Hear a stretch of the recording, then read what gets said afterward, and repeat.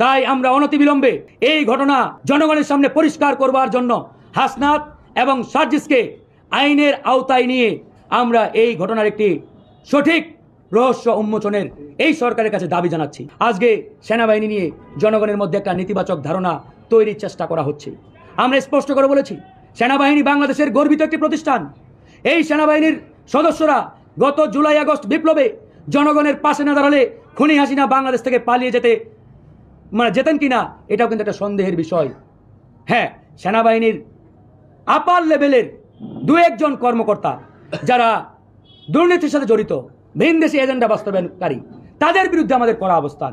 কিন্তু আপনি পুরো ডিপার্টমেন্ট, পুরো প্রতিষ্ঠানকে জনগণের সামনে দাঁড় করানোর হীন চেষ্টা করবেন, ষড়যন্ত্রের জাল বুনবেন, এটা গণ অধিকার পরিষদ কখনোই বরদাস্ত করবে না।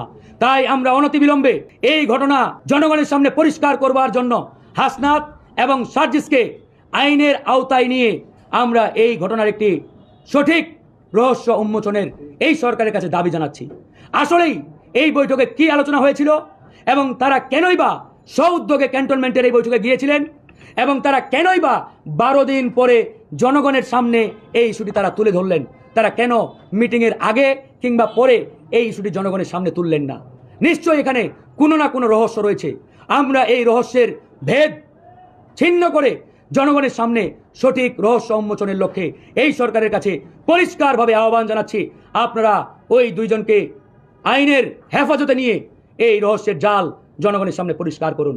অন্যথায় আজকে সেনাবাহিনী এবং জনগণ যেভাবে মুখোমুখি দাঁড় করানো হয়েছে, এর পুরো দায়ভার এই দুইজন ছাত্রনেতা এবং তাদের যে রাজনৈতিক সংগঠন নাপা, তাদেরকে নিতে হবে।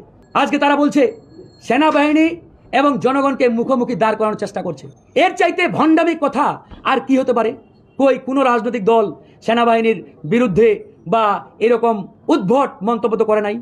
বিএনপি করে নাই, জামাত ইসলাম করে নাই, ইসলামী আন্দোলন করে নাই, গণ অধিকার পরিষদ করে নাই। তাহলে করলোটাকে করেছে তারাই করে আবার তারাই এরকম বক্তব্য দিচ্ছে। তো সুতরাং এই রহস্যগুলো আজকে উন্মোচন করতে হবে।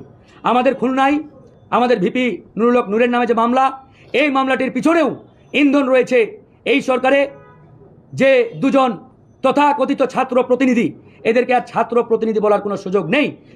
কারণ এরা যেদিন রাজনৈতিক দল গঠন করে সেদিনেই তাদের দলের নব নিযুক্ত আহ্বায়ক জনাব নাহিদ ইসলাম বলেছিলেন, আজকের পর থেকে বৈষম্য বিরোধী আন্দোলন বলে আর কোনো ব্যানার এক্সিস্ট করবে না।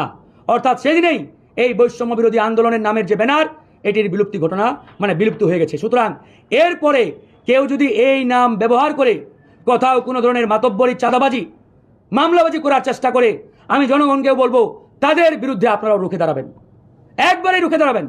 কারণ যে ব্যানারটি ইতিমধ্যে বিলুপ্তি ঘটেছে, সেই ব্যানারের নামে চাঁদাবাজি, মামলাবাজি করা হবে আর আমরা চোখ বুজে সহ্য করব, এটা হতে পারে না। তো এই ঘটনাটি এই জন্য সামনে নিয়ে আসছি। গত কয়েকদিন আগে আপনারা জানেন, সংবাদ সম্মেলন করে আমরা এই দুইজন নাগরিক পার্টির প্রতিনিধি এই সরকারে যারা রয়েছেন, আসিফ মাহমুদ সজীব ভুইয়া এবং মাহফুজ আলমের পদত্যাগে 15 দিনের সময় দিয়েছি সরকারকে। আমাদের ধারণা এই দুইজন সরকারের প্রতিনিধি ক্ষুব্ধ হয়ে আমাদের দলের সভাপতি জনাব নুরুল হক নূরের নামে তাদের দুইজন তথাকথিত ছাত্রনেতাকে দিয়ে খুলনায় এই দুটি মিথ্যা বানোয়াট মামলা রুজু করিয়েছেন। আমরা আবারও বলছি, এসব মিথ্যা বানোয়াট মামলা দিয়ে হাসিনা গণ অধিকার পরিষদ ভিপি নুরুল হক নূরকে আটকাতে পারে নাই, দমাতে পারে নাই। আর আপনারা তো সবেমাত্র রাজনীতির মাঠে পয়দা নিয়েছেন। আমরা আপনাদের ভালো চাই, সফলতা চাই, কিন্তু আপনারা নিজেরাই নিজেদের সফলতা চান না, নিজেরাই নিজেদের পায়ে কুড়াল মারছেন।